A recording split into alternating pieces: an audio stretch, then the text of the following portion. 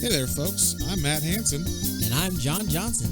And you're listening to Planes, Trains, and Comic Books, the podcast where we discuss favorites we've reread, comics we want to read, and everything in between. And here's the comic we picked this week. Hey there, everybody. Welcome back to another episode of Planes, Trains, and Comic Books. Today, we have finally, I think, read, we're going to discuss Teen Titans. Teen Titan. You may have heard of it from the show, the Teen Titans, the animated show, but this is not that show. Nope. And and this was from the 80s, and this story arc's called the Judas Contract. Teen Titan. Yeah, John's just gonna do that every time, and so and I will kind of spoil this beforehand before we get ratings and whatnot. I think this is our worst comic we've read so far. What do you think, John? Teen Titan. I'll tell you why I keep doing that too, is partially because I actually, before reading this too, my knowledge of the Teen Titans is very limited. Like, I didn't even watch the show that much. Yeah. So I was like, okay, yeah, let's read Teen Titans. I'm curious, like, it'll be cool. And you're like, yeah, this is supposed to be one of the best stories. I know it was like, they just put out like a movie, animated version of this more recently. I was like, this will be cool. It was not cool. It was not cool at all. Yeah. There are some cool elements and there are some fun panels. Sure, there's some stuff you could pull out to make a cool movie like they did. But for the most part, it's just a lot of talking and a lot of training and a lot of stuff I don't give a shit about. On top of things that are very cool and like interesting, like I don't know, the whole origin of Nightwing and stuff and whatnot. So that's probably what this one is like. Known for? The coolest for, right? It's like, I think people were actually, when it came out, surprised by the twist. Or not, it wasn't a twist, but like they wanted to see what the Teen Titans would do with the twist that we know as the audience is occurring. And then also the whole Nightwing aspect of it was like, what?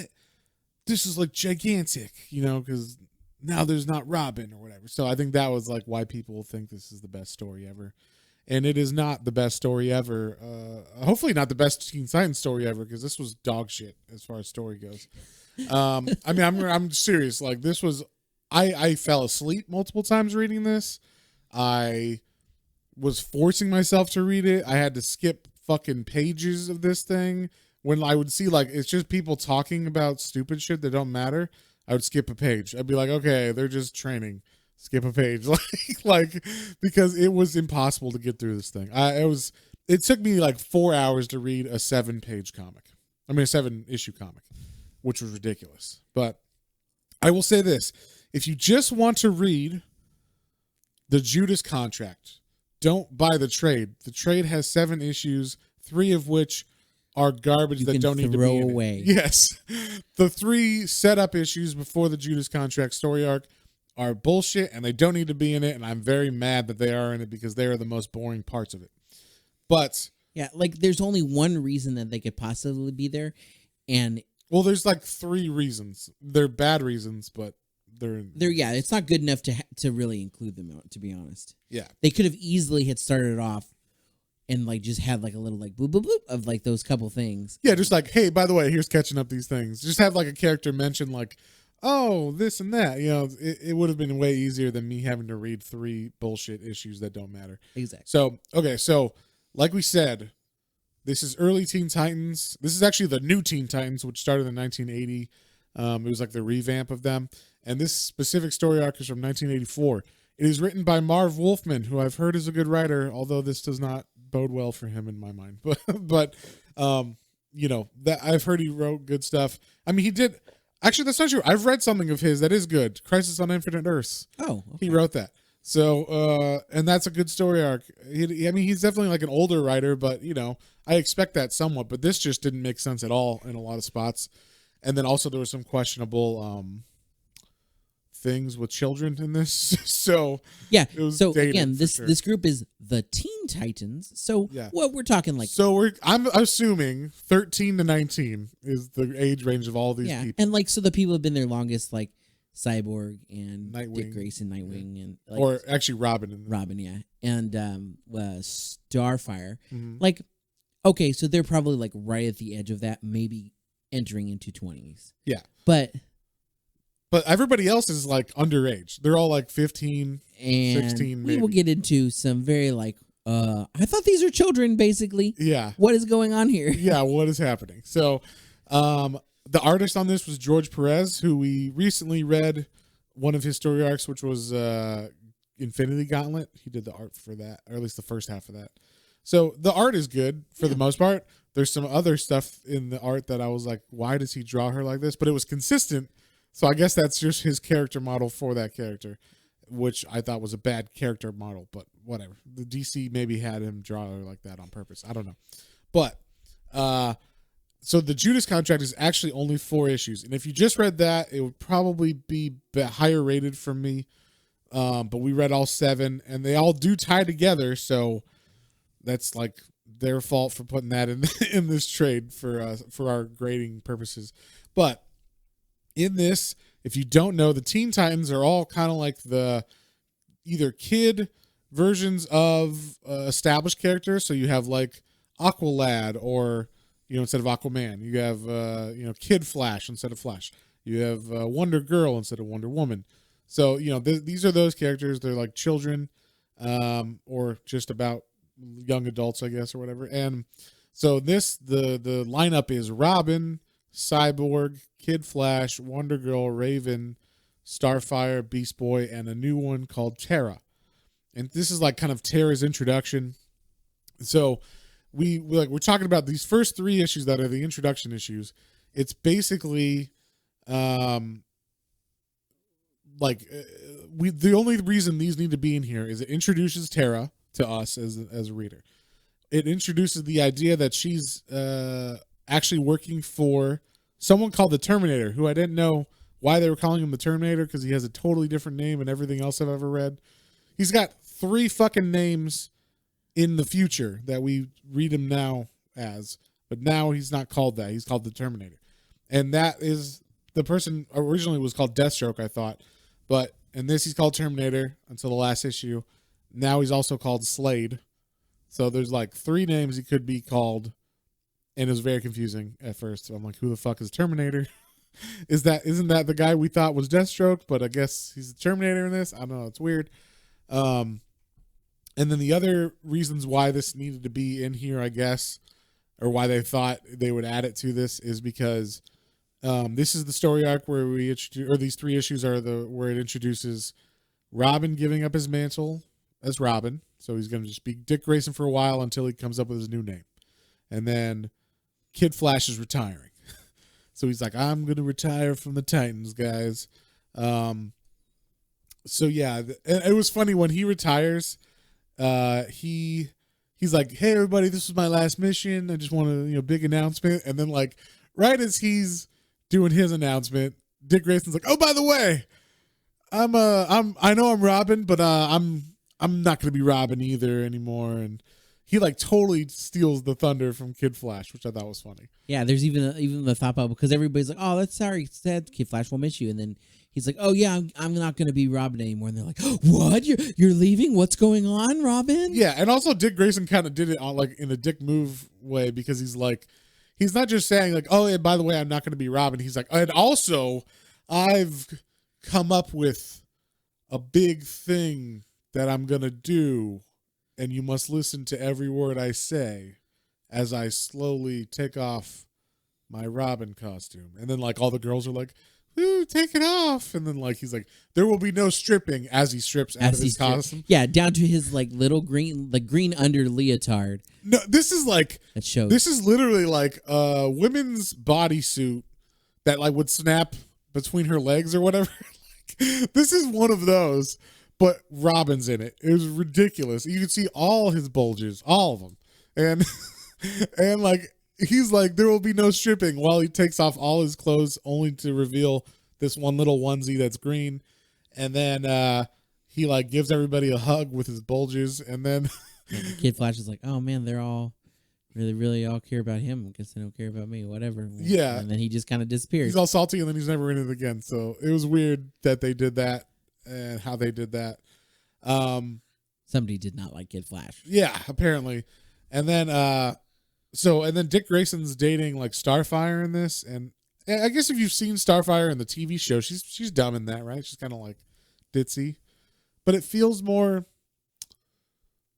like how it's supposed to be like that because she's younger in like the cartoon. Like they're all the same age in the cartoon, right? So they're all like, let's say 13. And in this, she's like dating Dick Grayson, and they're obviously like fucking, or like really seems like it because they're like all over each other. So I'm gonna say that they're 19, and she is dumb as shit. Like she's like, what's that up there? Oh, that's the sky. Like, you know, like she is pretty stupid. Although she's really powerful, and they make sure they show her like when fights, she's always like blasting people. Yeah, she's a badass. Yeah, but also then I found out her name is Coriander. Kor.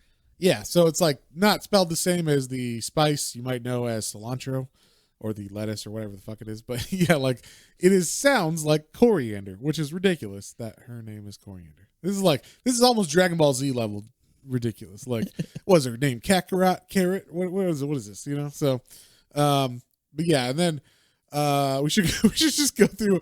Basically, the story is this. I'm just going to tell the story while we're talking because I don't want to go through beat by beat of this because it's not a good story. But basically, the plot of this is there's a new Teen Titan named Terra. She can control the Earth. She is young. She is 15, I think, when this starts and becomes 16 through it. And she is actually working for the Terminator, who is actually Deathstroke or Slade, you may know him as. And we find out later that his name is actually Deathstroke the Terminator, which is why I guess later he goes by Deathstroke, but now he's going by the Terminator. So it's a weird name. Too many names. Too many names, dude. Pick one. All right. And then he has a contract. He's taken up the mantle of a contract from his son, who apparently was an assassin. His first son. So his first son was an assassin, I guess, who failed in capturing the Teen Titans. He had a contract with some group of people called the Hive. And I will say this, the Hive is a stupid name that means... Oh, because it's an It's an acronym, of course, because what else would it be? And it's the Hive means the hierarchy for international vengeance and extermination. This is a stupid fucking name, and I've never heard of these people, and I think that they are just made up for this one thing. So, but yeah, so his first son had a contract to kill the Teen Titans, or I guess bring them to them so that they could kill the Teen Titans, and he failed. So then Slade took that contract up, or I'll say Terminator took that up, and he takes it up and he uses this new, or I guess he like got Terra before she was in the Teen Titans and uses her to smuggle her way into the Teen Titans by like being like, hey guys, I'm a new power person. And they make her fucking evil as shit.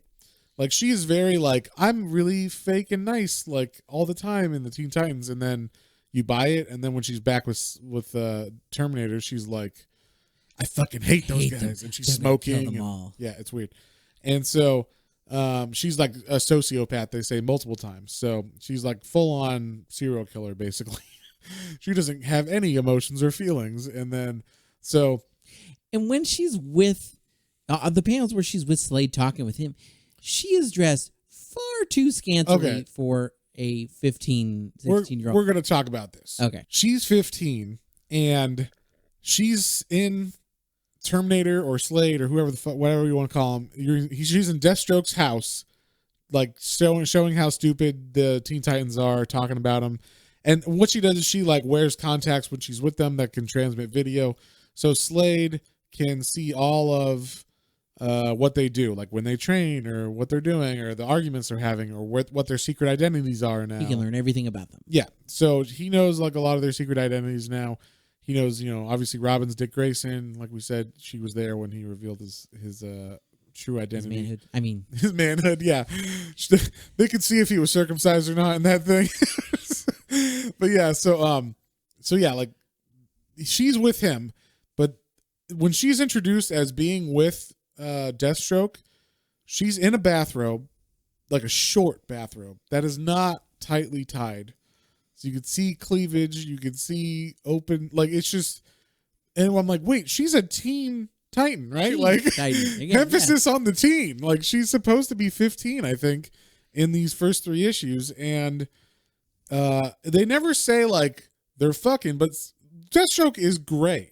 He is an older man. He is 55 or something in this. It is weird as shit. And like, I mean, I guess he's a bad guy, so we're not supposed to be super surprised about that necessarily, but still, they don't really go into, obviously, because, you know, it would be problematic to have him actually be like in bed with her or something in a comic, because this was during like comic code times anyway. But they definitely say later on, because I was like, is she sleeping with him or is she just wearing inappropriate shit around this guy? And then they never say like, oh, my love or anything like that to each other until the very end of the whole like Judas Contract story arc where she calls him her lover. So you're like, oh. Yeah, oh, I guess they did fuck. So it was very weird, very creepy. Thoughts, John? Thoughts on that? Yeah, no, I mean, like that's why I was bringing it up. It was just like she's her normal outfit. She's got a big mask over her eyes, and she's kind of got a leotardy thing on. And then like the next panel when she's with Slade, it's like, whoa! I thought again, Teen Titan. What is going on here? What is happening? So, and like most of the Teen Titans are drawn. Now you said that they've been a little more scandalous, but this is I'm saying not them. I'm saying Starfire has been drawn more scantily clad in the future. For being Teen Titans again, they were all all the females were fairly curvy. Well, no, I would say Diana Troy, or no, Donna Troy is no Wonder Girl, whatever her name is. Wonder Girl is in a jumpsuit, so she's not like really showing anything. I guess you could say she's drawn curvy, no, but she's a woman or whatever. Yeah, well, okay, but Starfire for sure, like but Starfire is supposed to be like a space alien who's 19-ish. I'm thinking. So, well, I mean, they don't say what her age is, but in Earth years she might be 4. I don't know. So, because she's pretty dumb. So, but in this, she's dating Dick Grayson. They're, like I said, they're obviously in a adult relationship. Yeah. So they're definitely in the higher end. So that I give a pass because, while she's in the Teen Titans, that could be 19, obviously. So.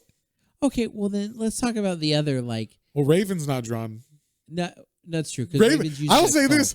You know what? Everything you're about to say about people drawn sexually, I will say, hey, yeah, but he drew Raven like she was an 85-year-old woman. So I'm gonna push back on your scantily cladness with, well, George Perez basically pulled I don't know if you've seen the show Strangers with Candy, John, but it is like about a woman who is I don't know, 55, 60, who is a journalist, I think, and she tries to go back in high school to write a paper about, or to write an article about something. So but she doesn't do any work or mask work or anything to look younger. She just wears hip clothes and is a 65-year-old woman. And it was like that. Raven looked, and this was on model for him, I guess, because every panel was consistent. Raven looked like a 65, 85, whatever, however old you want woman. She looked terrible. I was like, what is it? She had smooth skin or whatever, but she had a giant widow's peak. Look, she was going bald, like not John McCain, like John McClane. That's what I was gonna say. And Die Hard 3, we're like, whoa, that is a widow's peak, dude. You should just shave that shit. It was just like Bruce Willis style. She had the giant widow's peak. Her face was not attractive at all. So just, hey, why don't you just keep that hood over your face all the time, Raven? That's basically what George Perez should have done the whole time. But who else did you think he drew sexually? Well, I thought especially so they're doing training stuff later, and when Starfire and Wonder Girl are fighting, Oh, they fall in water. Then they fall in water, and then they're all yeah, like, but they don't show like they're just like haha, we're wet, but they don't show like tits or anything in the water. No, I guess, but Starfire also does like a bikini shoot for of something. True. Like a magazine or I something. mean, okay. So we'll say this: they definitely, because it's a teen series, push sex more. Yes. People are in relationships and it's dramatic, and some of them are old enough to have sexual relationships, and some of them should not be having sexual relationships with other Teen Titan members. And so, well, then you also, as far as like sexually driven things in this, you also got to talk about Beast Boy. Beast Boy, who is a beast, you could say. I guess, yeah, that's in his name. I guess he's a bit rapey in this, right, John? I mean, if anything, if he's a teen, you're like, okay, so maybe his hormones are raging, and he's just like, oh, like I just want a girl to like me, like like oh god, I should look away from her boobs, but she got boobs, or like I mean, he doesn't have that inner conflict in his head though. No. They go out saying everybody else has thought bubbles and shit, but they never once have him be like, man, I want to look at her boobs, but I shouldn't because that's the wrong thing to do. Or something, because they probably couldn't say that, but like they definitely go out of their way to show him as a dog looking up Starfire's skirt. Well, okay, so it's not an inner conflict for him. He's just maybe because he is all of these creatures as well. His hormones are really just crazy. Yeah, maybe he's just got the animal in him. The animal instinct. Yeah. Either way, it's very much like, oh yeah, like he's all over the place with that, and especially with he kind of is like crushing on Terra. Yeah. And he's like, oh man, Terra, I really like her. And he like harasses the shit out of her. And hey, you want to kiss me? We're going to kiss? Yeah. Hey, you want to have a kiss? He was like the awkward guy who's like, why don't we all go skinny dipping? I mean, I'm just kidding. I want to go skinny dipping. But if you guys want to. I'll go skinny dipping. So like, he was totally like, just the guy that would throw out weird jokes that you're like, no, man, like we're not gonna I'll show you mine if you show me yours. I Yeah. mean, I'm just kidding. How about a blowjob? I mean, no, I'm just joking. Unless you're serious. Are you no, okay, no, never mind. I'm just kidding too. So, yeah, there was just a weird, I don't know, like he was rapey, but he's supposed to be younger. I feel like him and Terra, I think, are the youngest people on this team. Yeah. And also, I feel like Wally West, who was the Kid Flash, I feel like he didn't like retire. Like he looked like he was old in this. Like he had like almost a beard or whatever. Like I'm like, all right, bro, yeah, you probably shouldn't be in the Teen Titans anymore. It's like when you're old enough to grow a full beard, you should. That's how you know you're not supposed to be in the Teen Titans anymore. But I just felt like that was funny. Yeah. So. There was definitely some questionable situations between teens in this. I do feel like, I mean, if you're gonna have Teen Titans have relationships, they did okay in the actual like group. So like you have Starfire and you have Dick Grayson. So like they're the oldest ones. They're allowed to be together. Then you have like Beast Boy and Terra. They get together and they're the youngest, so they're at least under. They're like, oh, we're boyfriend and girlfriend, whatever. They don't do anything worse than kissing or anything, so it's like, okay, like that seemed to be fine for the comics code or whatever back then. No questionable things there. Although she does ride him when he's an animal in the group, and then when she goes to see Slay, then she's like, "Oh, I'm just gonna put on this robe. Excuse me." Oh yeah. But I mean, in the Teen Titans themselves, yes. Then. And I guess like Cyborg's like, well, I got a robot dick. I can't do anything. And then like he has no relationships. And then Raven's just like, I'm only caring about the goth dark world or whatever. So I'm also 85. Yeah, she for the most part, like it seemed like she was battling. Like there's definitely more to her story. From what I could tell, is that she's battling some kind of inner demons of her own, and she's not really like she's there when she fights with the group, and then otherwise she's like meditating or off on her own for the most part. Right. Except she apparently like realized that there was some kind of evil within Terra at some point, but but then they didn't ever like reveal it. Like she never found it out until she already revealed herself. Yeah. So I was like, yeah, it would have been cooler if she knew and then she did something to like make her come out. Aha! Yeah. No. But so anyway, back to the why is it, what is the Judas Contract about? So Slade, like we said, took up the mantle. He established Terra as a Teen Titan so she could be his spy. And then she's the Judas. That is she is the Judas that is part of this contract that he's acquired.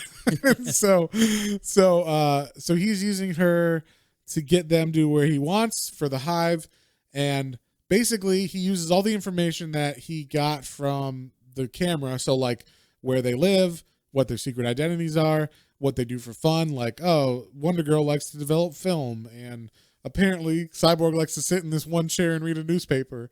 And there's some funny ones where you're like, really?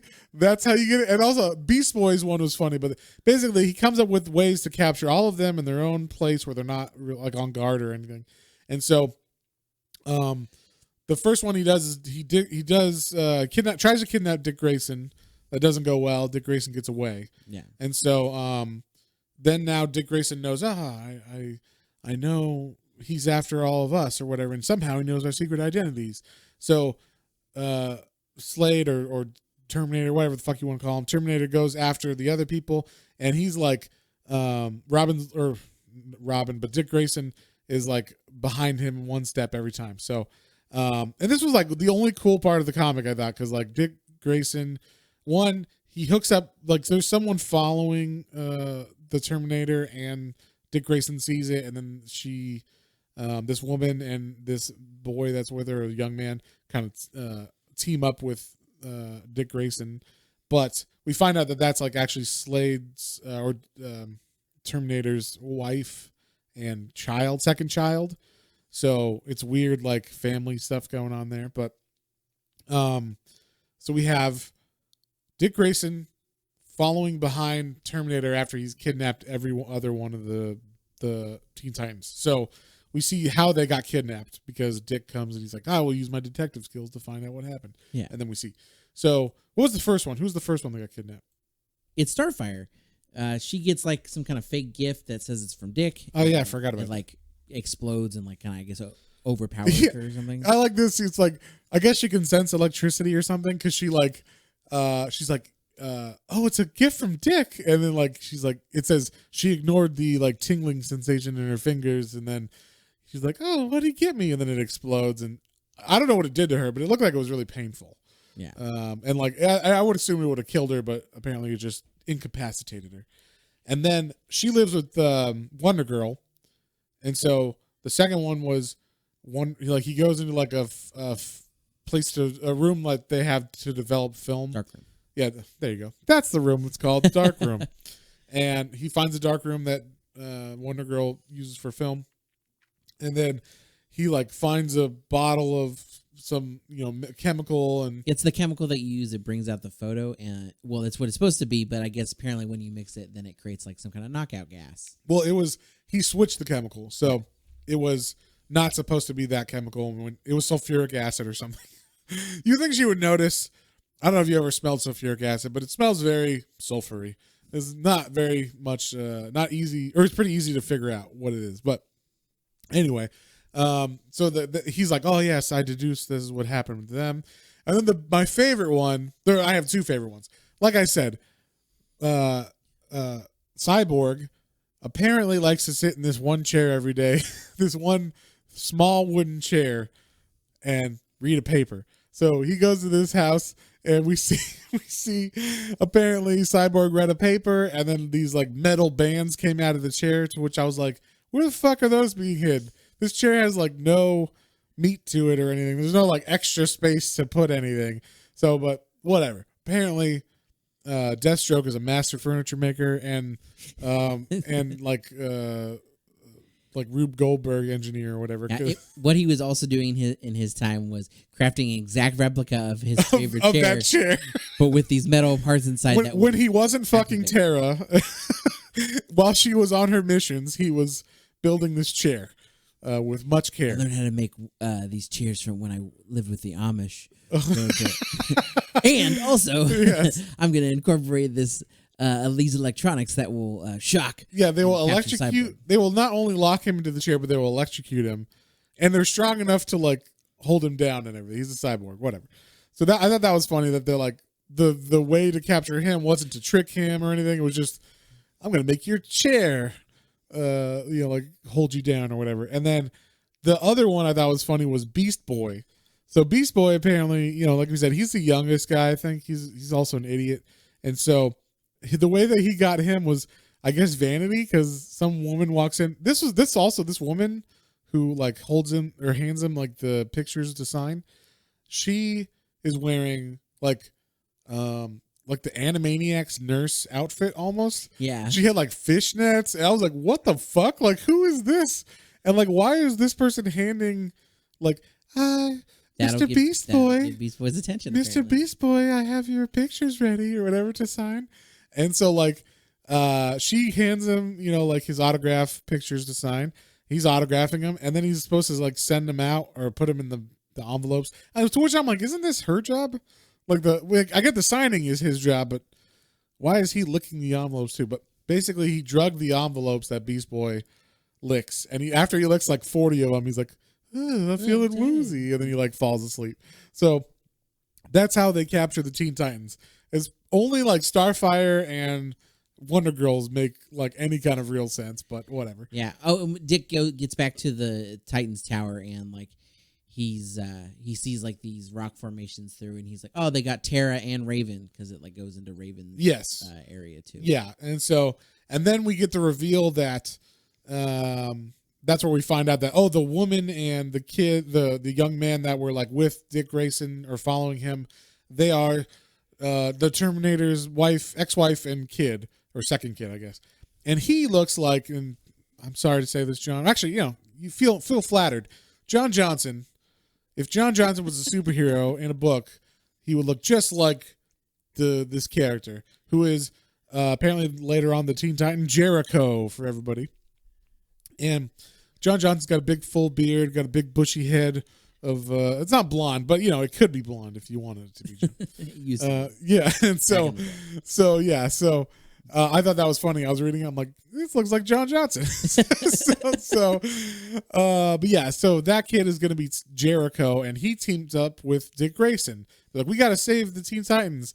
And then Dick Grayson's like, hold on a second, I got to do something first. And then we get this big reveal of him as the first time as Nightwing. And he's coming down the stairs strutting his stuff in his speed suit that is blue and has a giant disco collar. It is amazing. What do you think of that suit, John? So I get it. Like, it's. Had you seen that suit before? No, I hadn't. Oh wow! So it was fun. I like the gigantic collar. It was very like kind of like some of those older like 70s, early 80s. Yeah, it was a jumpsuit from the 80s, but with a giant like upturned collar. A giant collar. Yeah, like you could catch water in and it. Like, and like the baby blues in it. Yes. Were like so soft and light, and it was an interesting color. I want to know who. I guess George Perez designed that costume. George Perez did a couple bad things in this, and I'll say that costume is liked now because it's funny. But at the time, if I had been reading this at the time, I'd be like, "What the fuck is that? What kind of cool in quotation marks costume is that?" For revealing it, I was surprised that he didn't get like his own full page. This was bullshit. It's like. So he's like, I'll be right back, and then it's like, bam, I am Nightwing, and the way they draw Nightwing lettering, like it's when his new that's the official font or whatever, yeah. And then the other guy's like, actually, he didn't have his own comic till the 90s. This was like he was only in Teen Titans as Nightwing for a while. Yeah, okay, I didn't know that. But then like the page then splits, and then the one thing we haven't really said yet is that the mom and the son. That are helping. The son hasn't talked at all. He doesn't talk. He's mute. We don't really know why quite yet, but she's like. They say it's because of the dad. Like the dad did it to him. But she's like, well, he's actually got powers too. I present to you Jericho. Yeah. And he's got a better costume, I feel. But he has a very like fluffy head and fluffy beard, and it's amazing. It's super blonde. Why Jericho? Yeah, I was talking to John about this before. I'm like, okay, Jericho. It's a reference to a Bible story, which is weird if you're not gonna be. It's like, okay, when I think of Jericho, I think shouting, because that's like they shout and then the walls crumble. Yeah. So either shouting and you like Black Canary or something. You'd have the power of voice loudness or something. Or you said that, and I said like, okay, he doesn't talk. I was like, maybe it's gonna be like either a telepathy kind of thing where he talks inside people's heads, or maybe he can talk through people, something like that. And technically, he does something through people, but it's not talking. So it was weird. And then you told me that his power is like not already even a power from someone.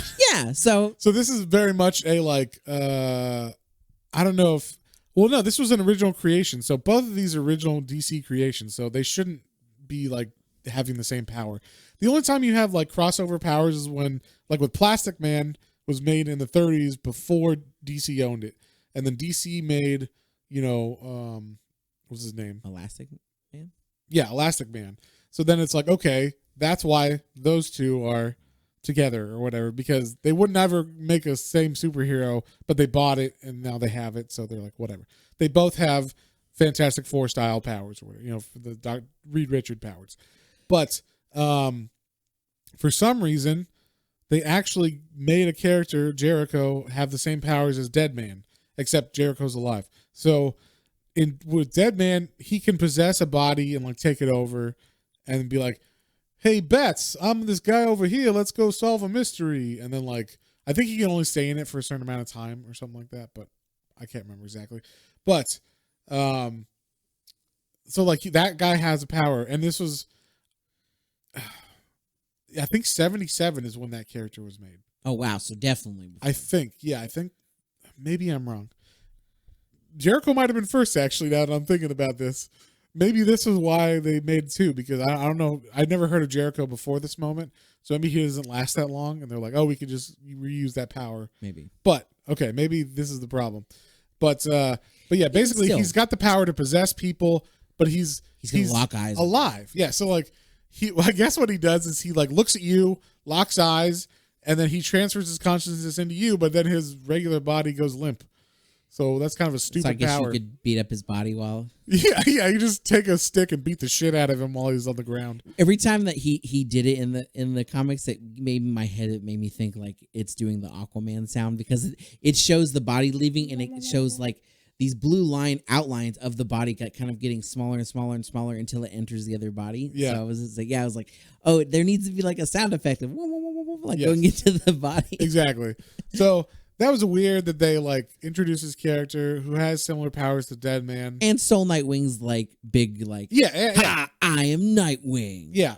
It was just weird. Yeah. Because Nightwing, weirdly done. I mean, this is the original Robin. This is Dick Grayson. He deserves a 1-page spread, at least, maybe even a 2-pager if he's fighting or something, you know, when they reveal it. But yeah, this reveal was him walking down a catwalk of stairs or whatever. And, you know, it looked awkward and weird, and it was only a half page. So bad on you, George Perez. But yeah, so then, like we said, we go back to the like main story is, okay, so Jericho and Nightwing go to rescue the Teen Titans from Hive, who have now been delivered by Slade or Terminator and Terra. And then they all fight, and then they find out that Terra is evil, but no one believes it. Even though it's very obvious that she is fighting them right now. They're like, not Terra. Even Beast Boy's like, no, she can't be one of them. She's with us. And then she like totally beats the fuck out of Beast Boy and everything. She's like, I hate you. She's Beast Boy, I never liked you. It was all an act. I fucking hate you. He's like, no, but we kissed. She's like, it was disgusting and you taste like ass or whatever. You're like, you're an animal, literally. Yeah, I felt actually bad for Beast Boy in this, because he just couldn't get it in his mind that she did not actually like him, because she kissed him, and that's all that you need to know. At one time she kissed you, therefore she loves you for eternity. She loves you. She's basically I sympathize with that too, because I'm sure like the first time a girl kissed me, I was like, oh, she's in love with me. Yes, we are going to be together forever. Sure every guy's had that, you know, for the most part. If you've had a relationship when you're younger, you get that feeling of like, we're going to be together forever. It's your first love. Hell yeah. That just plays like automatically. Yeah, of course. And so, yeah, Beast Boy wouldn't believe it, but you know, it's true. She's the bad person. And then like, she's beating all of them pretty handedly. I mean, no one's really getting the better of her, especially with Slade, kind of helping her. And then, but then Jericho does the move that really throws Terra off, and he takes over his dad's body as Terminator, and so now he's fighting her, and she's like, "What? I thought we were lovers." And then like she's got to fight him, and it's like this whole thing where she feels betrayed. So then she like kind of when she figures out what's going on, she's like, "Oh my God, I hate all of you. I just want to die." And so she like brings down the roof, but actually ends up only killing herself. And then for some reason, and me and John were talking about this, we don't understand why, she is given a fucking hero's funeral and marker like she was actually a hero on the Teen Titans. Always remember this glorious Teen Titan. Yeah, like, so her brother shows up. And her brother is apparently, what was he in? Geostorm? Yeah, his name's Geostorm, but he was in, I don't know, The Outsiders or some other group. I can't remember what it is. But like some other side group that's not really important. But he's an actual hero. And he was like, I thought, oh, maybe they had to like pretend for him, like for his sake, that she was a good person. But in the funeral, like they're like, "Yeah, I'm sorry about your sister." He's like, "Yeah, it's fine. I didn't really know her that well, and like we had different parents anyway, so like it doesn't matter." Like basically, the dads were all different for the kids of this mom. So he's like, "Yeah, our dads are different, so I didn't really know her," and blah blah blah. And they're like, "Oh, so whatever. So why did we do this whole fucking?" Yeah, funeral? but she's got this like elaborate tombstone. Yeah, like marker, got her bust on it. And they're like, "Oh, Terra, truly, you were one of the greats." Yeah, it was a weird ending. The only thing that I did really enjoy, as far as like, because I didn't know Deathstroke very well, I like that we got a little bit of his backstory. Like that we got, like the side stuff about him being in like Vietnam and Korea and stuff. We're like, well, oh yeah, that was okay. I did like that you got some backstory on him, but I like that you found out like, because like he's really old, but he's like super strong still and whatnot. I guess you found out that he like was in part of an experiment too, and he got these extra, I get basically injections like, of adrenal glands or something. I can't remember exactly what it was, but it was something like, oh, he got some chemicals and that made him kind of super. Yeah, he's like super agile, super strong. So I mean, that was kind of cool because I like you said, I've seen the suit, and I know that he's like an assassin ninja-esque kind of character, and that's about all I knew. So like that was nice to get a little bit of that, and I like his like he kind of looks like an old Southern gentleman outside. Yeah, he looks like Colonel Sanders. Kinda, with an eye patch. So that was kind of it was little neat little things like that. But who apparently likes 15-year-old girls. Yeah, that was that was weird. Very, very odd. I don't know. He's a bad guy, so like I said, I guess we're not surprised that he sleeps with 15-year-old girls or like grooms them to like be part of his plans, but also fucks them or whatever. Yeah. So that's weird. Oh, when we find out why Jericho can't talk, so Jericho got his throat slit. Because he got kidnapped by some guys that were trying to get even with Slade, basically. So like Slade kills them, but in the process, the son gets his throat slit, and that's why he can't talk. Just his windpipe, I guess. Yeah. Or whatever. So that's why he can't talk. And that's it. And that's it. So not a very good comic as far as story goes. There's a lot of stuff that could have been cool in this.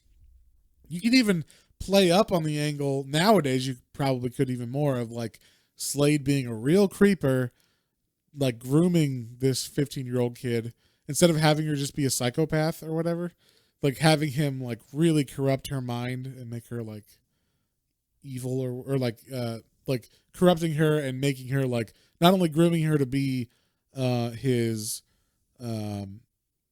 foil for the Teen Titans, but also grooming her to be like his lover or whatever. You could be a real creepy story. You could have done something a little more with that if they had made him. Yeah, I don't think they could back then though. They couldn't really push that. But I think now, if you redid the story, you could really do some creepy shit with that. Rewrite the Judas Contract now, and me and John are gonna rewrite it. Actually, we had some good story ideas for this. So, I think we could do a better job writing this one. I don't know. For the time, I mean, I guess it was standard for the time. But. For the time, it was standard. I mean, definitely things were a little more drawn out, and the whole the beginning 3-part with intro. Yeah, we didn't even mention, but I did like the character names of Brother Blood and was it? Yeah, before Hive, there was another group called like the Blood Syndicate. Or I don't know. No, I'm sorry, not the Blood Syndicate. That's a different whole fucking thing.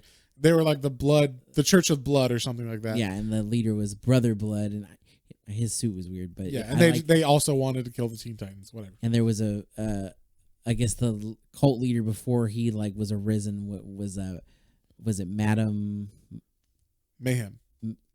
No.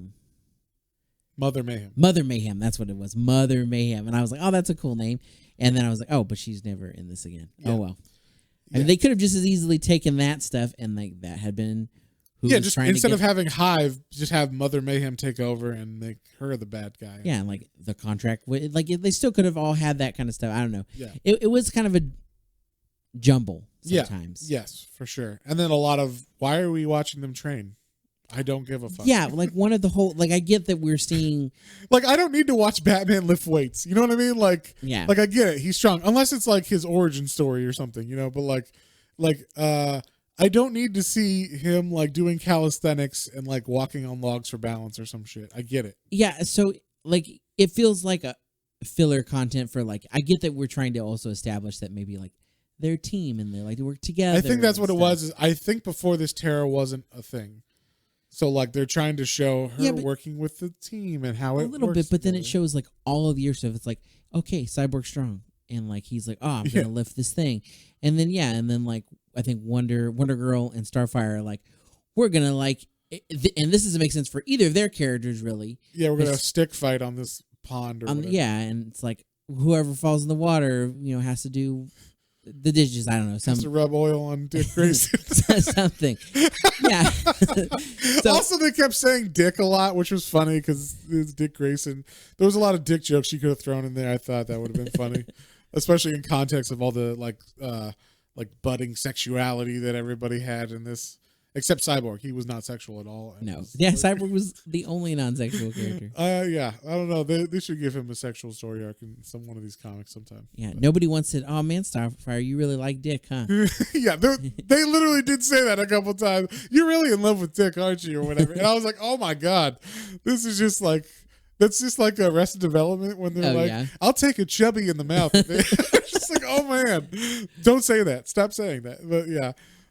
So on that note, what would you give this one, John? I really, you know me, I tend to like, I like everything. I didn't really enjoy this one as much as I thought I would going into it. I was like, oh, Teen Titans, this will be cool. And I was like, after reading, I was like, I don't know if I really want to read another Teen Titan. I don't really. Yeah, this makes me not want to read Teen Titans again. Like, honestly, I won't read a newer Teen Titan. I think maybe that's part of it. And I feel bad because I know I've read older stories that I really enjoyed too. This just was not one of my favorites. I'm going to give it. So the art was still good, though. Everything was solid. There was, the introduction of Nightwing was cool. His suit was goofy and fun. We did say that some of the characters were voluptuous, and we did say,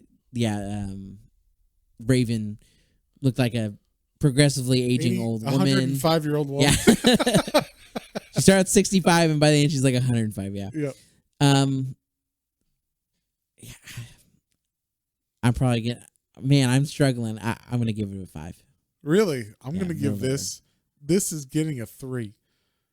This is like barely readable. Like I said, there was a couple things that once I got to it piqued my interest. Like when Dick Grayson starts doing detective work, and like we get to see how he captured all of the Teen Titans, and then like.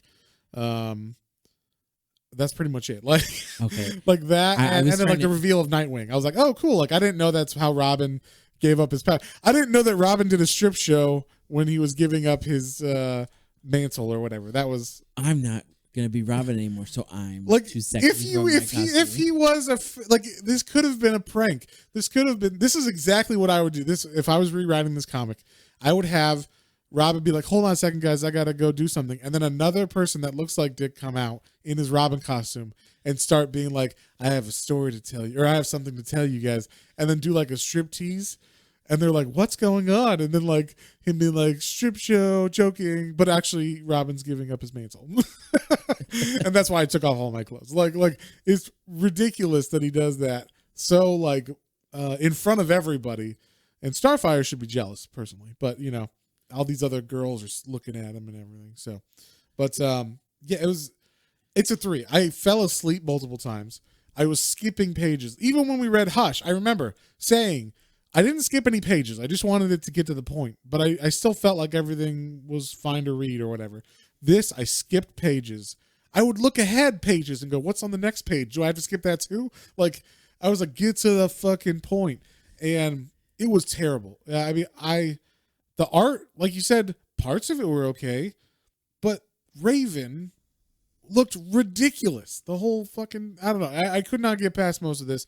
So only because there's a couple points that were like interesting is it not a 1. But this to me was a 3. Okay, so I was being generous because I also have a hard time. Like I was like, they tried though, and I didn't want to be bad. So we're not talking to Marv Wolfman or George Perez. Okay, like, you know. Okay. This is for people who want to read a comic. I'm gonna take my 5 back and give it a 4. A 4. Okay. I'm gonna give it below the midway point because you're right. Yeah. It's nowhere. It was nowhere near as good as Batman Hush was. It is not a solid like read through. Like you can enjoy. No, Batman Hush is at least that is our midpoint. This is our 5-star comic where we go. Okay, it wasn't the best, but it was fun to read, and it was perfectly readable. That's true. Batman Hush was enjoyable. Yes. It was a fun. We had issues with it, but it was fun to read. This was not fun to read. No, this was not fun to read. It could be written so much better. In fact, if I was at DC, I would have a good writer, like Jeff, I don't know, someone you like. I'm not going to name any names because people don't like certain people. But like, if you have someone write a better version of this comic again, and just be like, here's Judas Contract redone or redux or something. Yeah.